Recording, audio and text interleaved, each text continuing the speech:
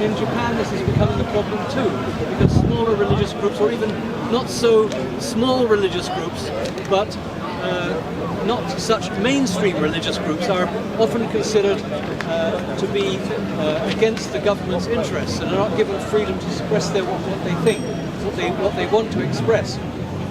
We've had the same problem in the Western world. We don't recognize it, but churches such as the Jehovah's Witnesses, the Church of Jesus Christ of Latter-day Saints, the Mormons, have often been looked at in a poor light and not really been taken seriously and given the freedom to express their own views.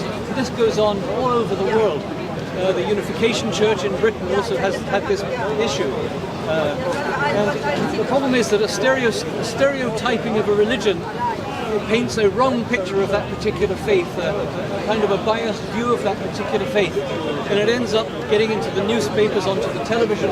So the sort of the wrong things that are said about these religions are perpetrated and proliferated without reserve.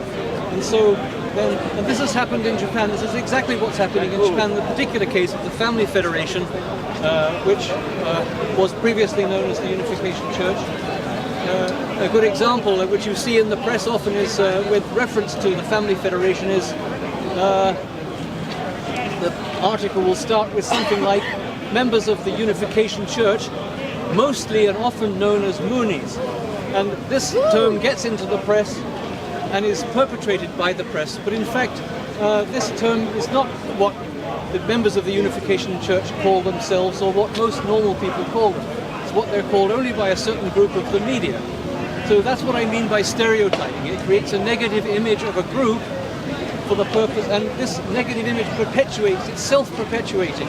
And this is what is happening in Japan right now with actually the Family Federation and other religions. It's a big problem in China where small religions are often called, I forget what the Chinese is, but evil groups or evil cults. And that's a very serious problem for these faiths. And it's very difficult to change this kind of stereotyping.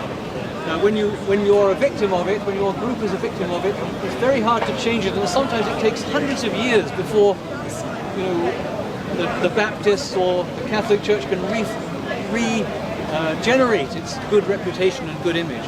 So that's what this is about, really, and it's about the Japanese government taking a very seriously look at how it approaches religion. Of course, the Japanese government is very honest, is very good. It's a very good country. It's a democratic country. They're not putting people in prison for their beliefs, but at the same time, this undercurrent of mistrust, this undercurrent of stereotyping, can do a great deal of damage.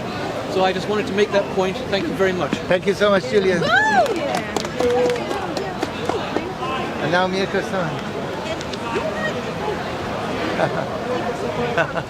Thank you so much.